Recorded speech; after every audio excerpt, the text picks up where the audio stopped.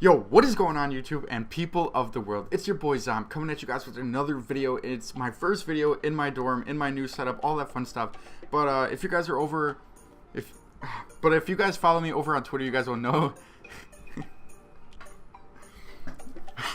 But if you guys follow me on Twitter, you guys will know that I tweet out occasionally asking for video ideas, what you guys want to see. And today I'm going to be talking about a comment that Fizzlestein left me. And what he wants me to do is he basically wants me to talk about how I feel like Infinite Warfare Zombies has done so far, and how people are going to look at it farther into the future, all that fun stuff. So I figured there was only one way to really tackle this, and that is to just talk about what I thought about it before release, during release, like present to now, all that fun stuff, and then what I'm going to think of it in the future, what I think the community is going to think of it in the future, and just going forward for zombies in general. So the first thing I wanted to talk about is before release, I thought that Infinite Warfare Zombies looked really, really good. I'm going to be honest, Lee Ross sold me on the game. It looked really good. I was excited. It was different. That's what I was most excited about. We had the same old thing. Black Ops 2 is by far one of my favorite Call of Duty zombies ever. And we had just gotten Advanced Warfare, which was awful by every... It was so bad. Advanced Warfare Zombies was so bad. I hated Exo Zombies. Black Ops 2 Zombies was really good, except the fact that we had Transit and Die Rise. But besides that, we had Buried, which is probably one of the best maps of all time. We had Origins, Mob of the Dead, two other really good maps in the top 5. And the only thing that I was concerned about is that, was Infinite Warfare Zombies going to be too different? It looked very childish. They said they wanted to make it available for everybody, which I get. That way everybody was able to play it, everybody was able to enjoy playing it, and that was the only thing that scared me, because on top of everybody being able to play it, they said that the Easter egg that they had for Spaceland was the hardest Easter egg we'd ever seen ever, and that clearly proved to not be true. Infinite Warfare Zombies, their Easter eggs were just very tedious and annoying. Nobody really wanted to do them. The replayability of every map was really bad.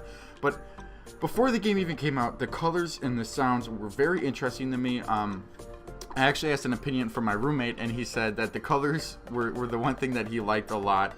So the plot for me also had potential. I liked the idea that this was more of a movie scene with Willard Wyler. So I liked that they were basically going to be able to do whatever they wanted with each map. But the only problem I had with it was the characters lacked a little bit of depth before the game even released. And that proved to be true in the present to now.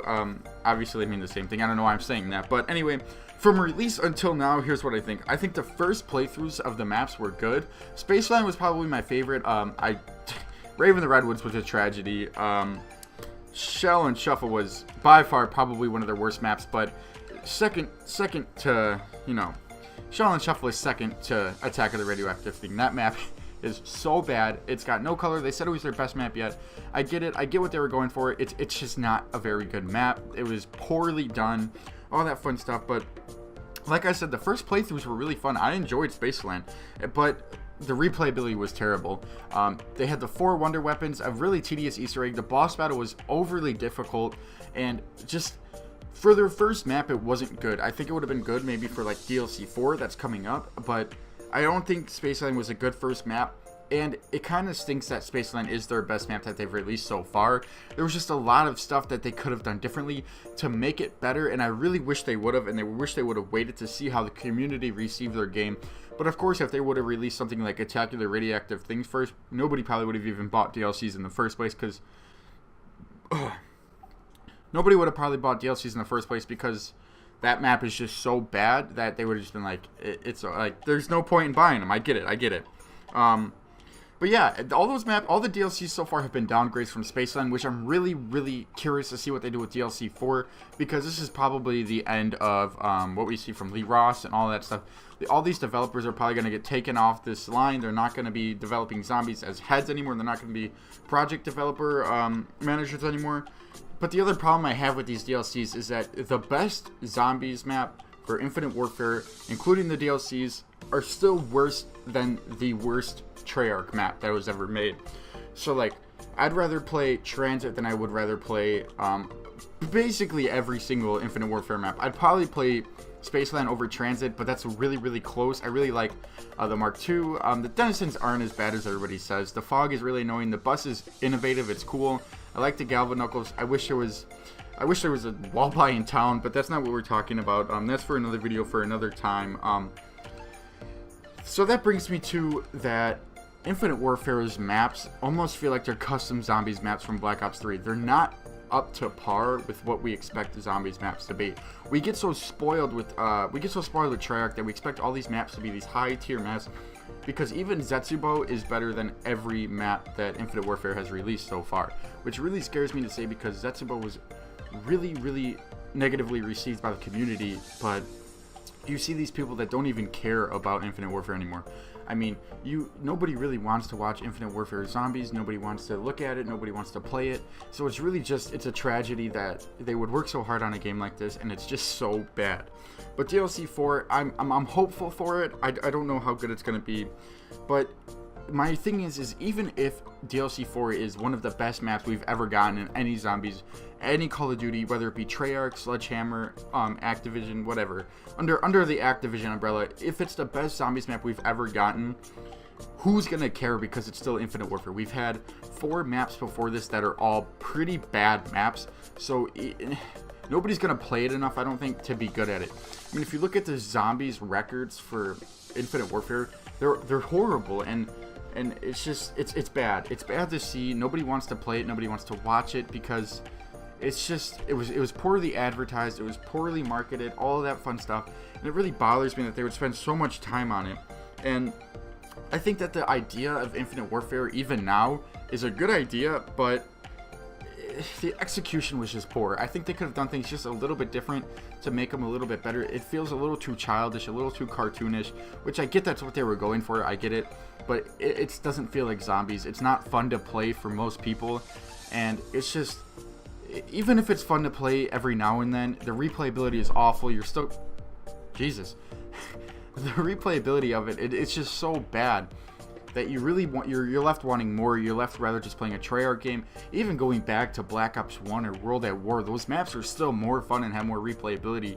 But you could always go back and play something like Origins or Mob of the Dead or Ascension or Kino. Those classic maps that you could play forever. And it's just, it's sad to see that these maps are so poorly made by such people that are so passionate about their game. And moving on into the future, I think that the only life Infinite Warfare Zombies has in the future is Spaceland, because nobody's going to want to buy DLCs this late, especially Infinite Warfare DLCs. They see how Rave was received. They see how Shell and Shuffle, Retacular Radioactive Thing, they're just so poorly received that if you have Infinite Warfare, you're just going to be able to play Spaceland for free. That's about all anybody's going to play. Plus, you're getting the best map they have for free. So what's the point of buying a DLC? That's pretty much the only future I see for Infinite Warfare. So I don't think people are gonna like start liking it all of a sudden just because it's old, kind of like what happened with the Origins Easter egg ending cutscene. People really weren't sure how they felt about it, similar to Revelations, but Origins people really didn't like, and then like all of a sudden, like as Black Ops 3 started rolling around and things started to get explained, they really liked it. They started to really like how Origins ended, and I think the same thing's probably gonna happen with Revelations ending too. But I don't know.